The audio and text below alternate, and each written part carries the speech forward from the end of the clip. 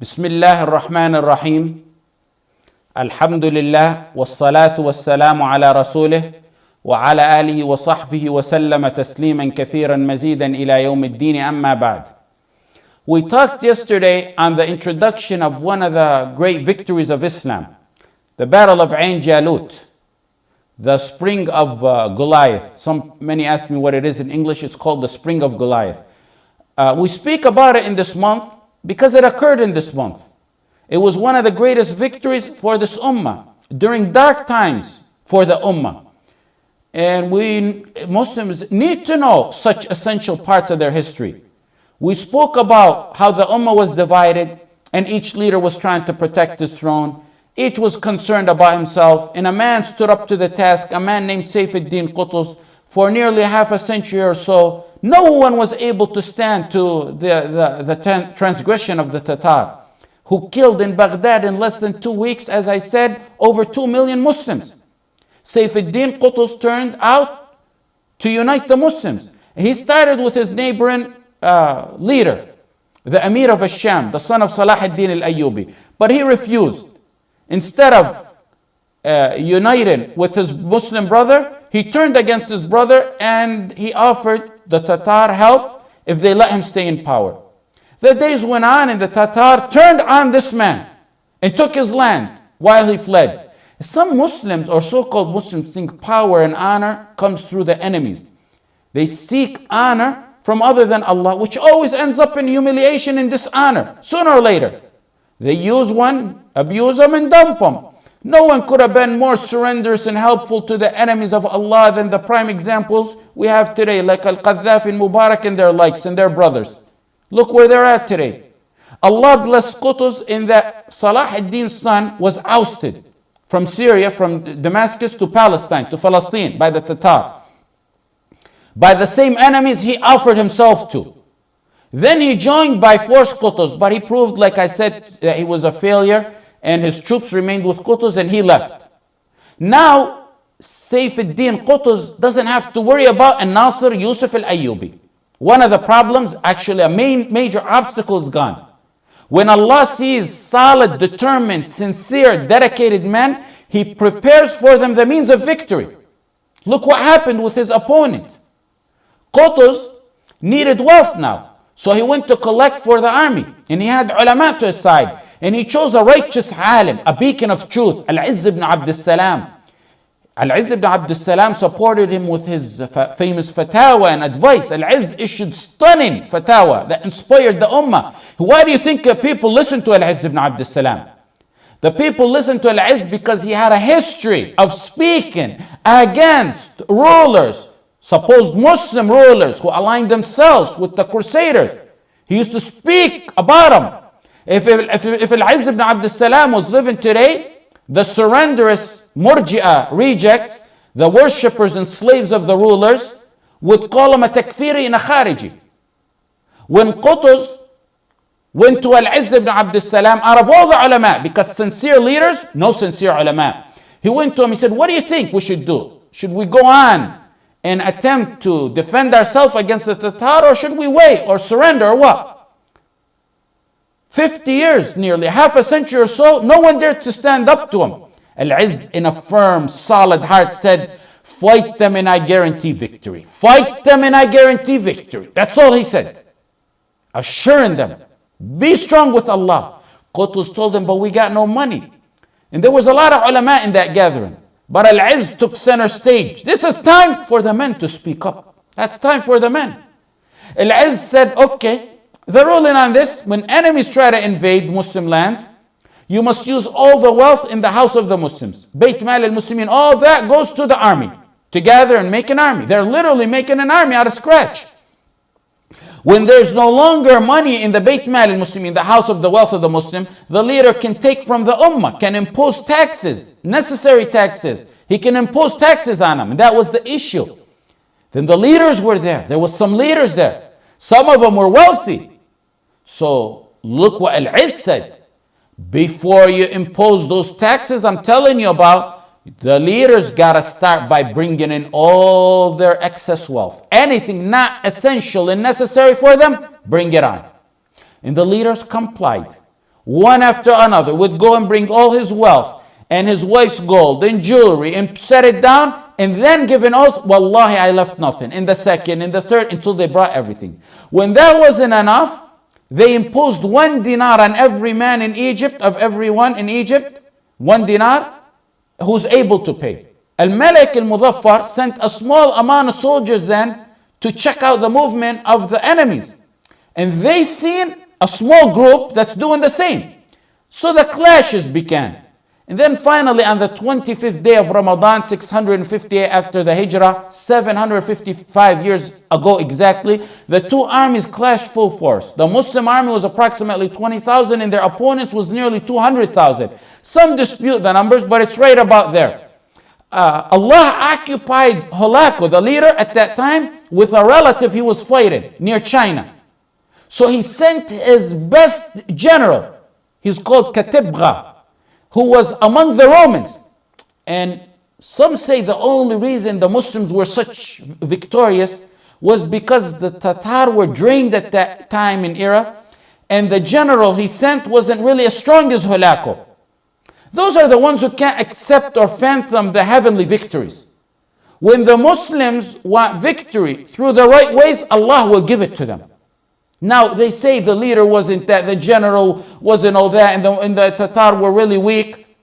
And when I went and read about this general he sent, he was one of the finest and best generals and warriors of that time. He was a man from, some say he was 60, some say he was 70. He was among those who learned warrior tactics, not from Holako, the son, from the founder, Genghis Khan himself, who was a master warrior. He died. Genghis Khan had died 34 years before this event. So for 30 years, this general, Katibgha, was doing nothing but fighting. He was a master and pioneer and an artistic fighter in general. Nothing could stand in his way, or they thought. But when the victory comes from Allah, in tansurullah yansurkum. In Ramadan, in the final 10 days, on the 25th day of Ramadan, and that's why we chose this topic in Ramadan.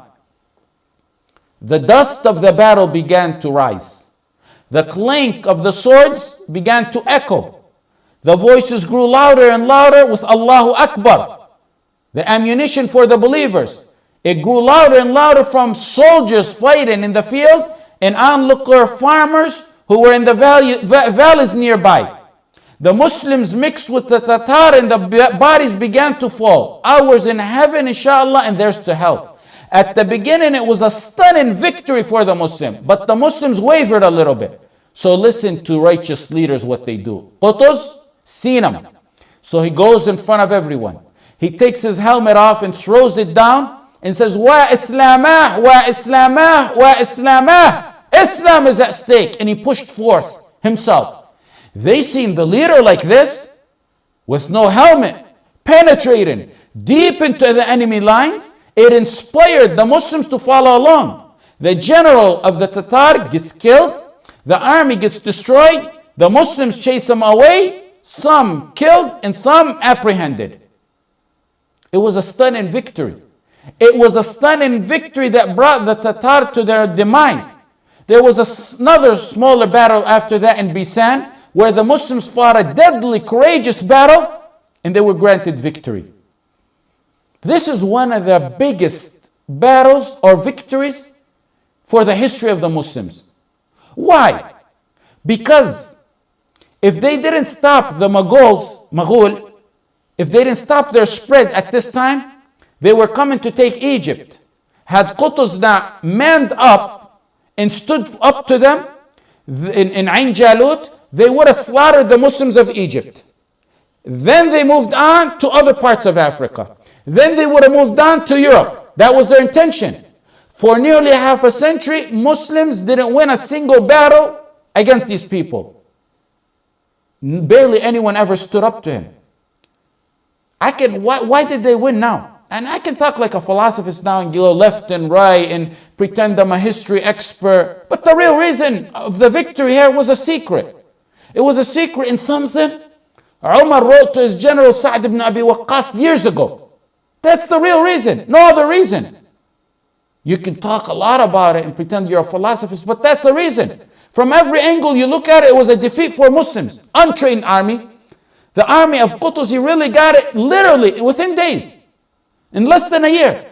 They were outnumbered by a massive army that mastered genocide and warfare for decades, for half a century. They defeated the army that swept nations off. What's the secret in the letter of Umar? He used to send to his generals, I advise you and the soldiers to fear Allah in all settings. That's the secret. The fear of Allah is the biggest ammunition against your enemies. Fear your sins more than you fear your enemies. Fear your sins more than you fear your enemies. Muslims win by the sins of their enemies against Allah.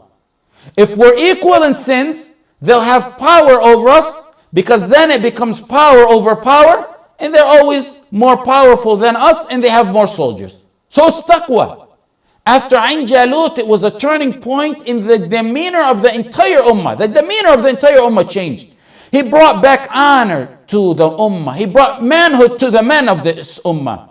Now, no longer would you see a man watching 100 men get slaughtered and not even think about defending himself or protecting himself. Now, they had no revived hope in Allah. He showed them in reality. And no matter how big and mighty the opponent may seem, as long as they are with Allah, there's victory. لا يغرنك تقلب الذين كفروا في البلاد متاع قليل. Let not the free disposal, the affluence of the disbelievers throughout the land deceive you. متاع قليل. متاع قليل, brothers. Brief enjoyment. Then their ultimate abode is to hellfire. And what a worse place that is. Muslims began to realize that with Allah on their side, they can get victory. They no longer need to sit back and wait for the Mahdi like some used to say and some say today.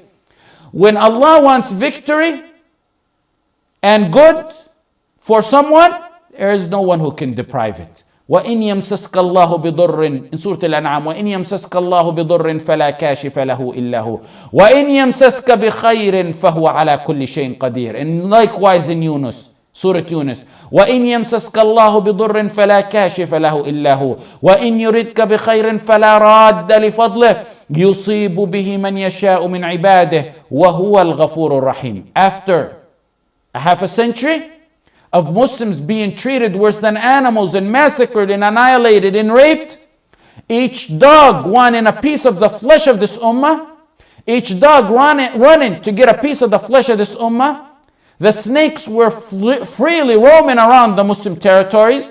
Now with Ain Jalut, a victory, the game is over. The great victory brought back prestige and honor and status to the ummah, and even justice to the non-Muslims. The victory was so smooth, the victory was so swift and unexpected that the great army of Hulaku didn't even think about doing revenge after this. Unlike what happened to them in the past, their revenge would be superb. All history documents after this is a little scrimmage when they sent out a few soldiers, a small army, just to prove that they exist. But nothing major, nothing significant. The honor of the ummah was retrieved.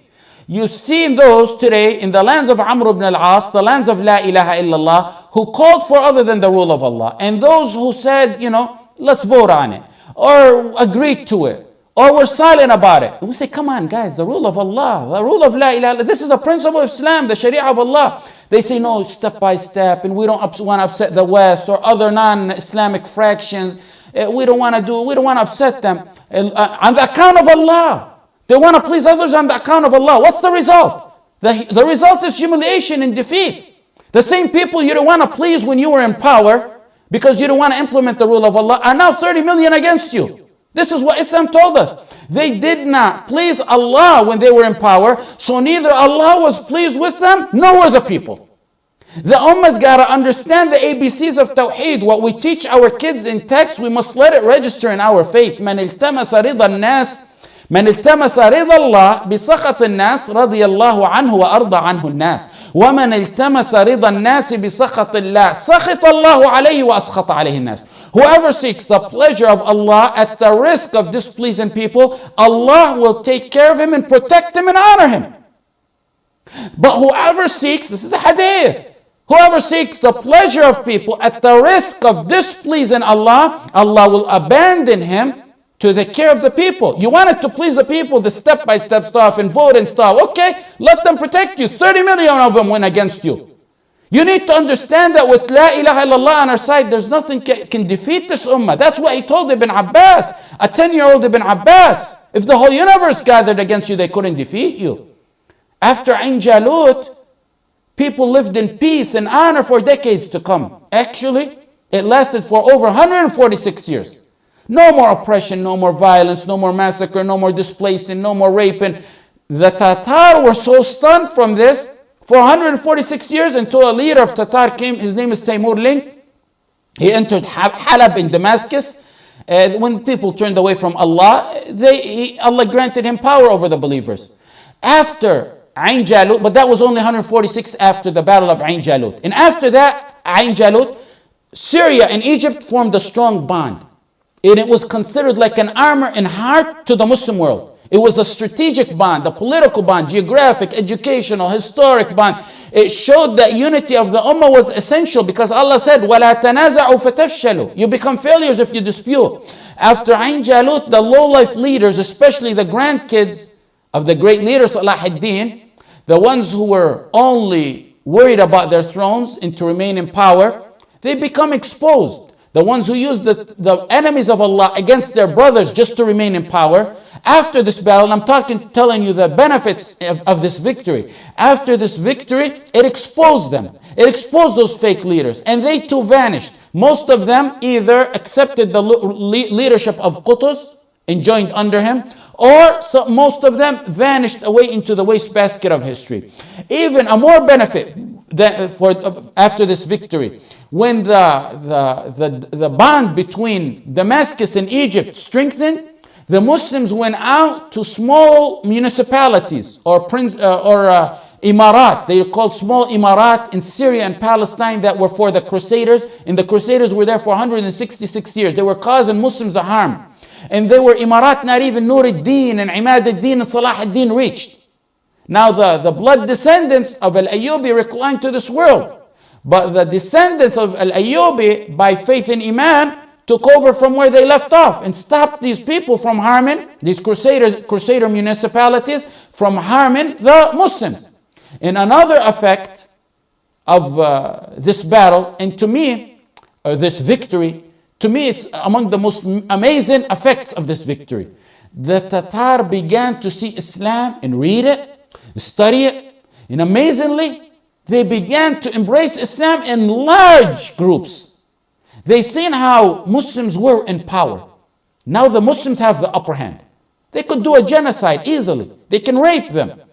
There was no rape, no massacre, no imprisoning. They didn't even put them under scrutiny like our enemies do when they're in power, when they have the upper hand. They were astonished to see how the Muslims treated them and forgave them. They expected rape and genocide, but that wasn't Islam. They seen the justice and safety and manners of Islam when the Muslims had the upper hand. That being the main reason, along with the fact that the religion of the Tatar is a religion, it's a man-made religion, literally a man-made religion. Genghis Khan made that religion up. So they had a spiritual void that they filled with Islam. In fact, right before this big victory, 6 years before this victory, one of Hulaku's cousins learned about Islam and embraced it. And he was a big, prestigious man. So Hulaku was shocked by that and fought him. Finally, I guess the time is up, I ask Allah subhanahu wa ta'ala to ease the suffering in this ummah, and may He replace the traitors of today with the likes of our beloved leader, Sayfuddin Qutuz, rahimahullah ta'ala, wa sallallahu ala Sayyidina Muhammad, wa ala alihi wa sahbihi wa sallam, wa jazakum Allahu khayran.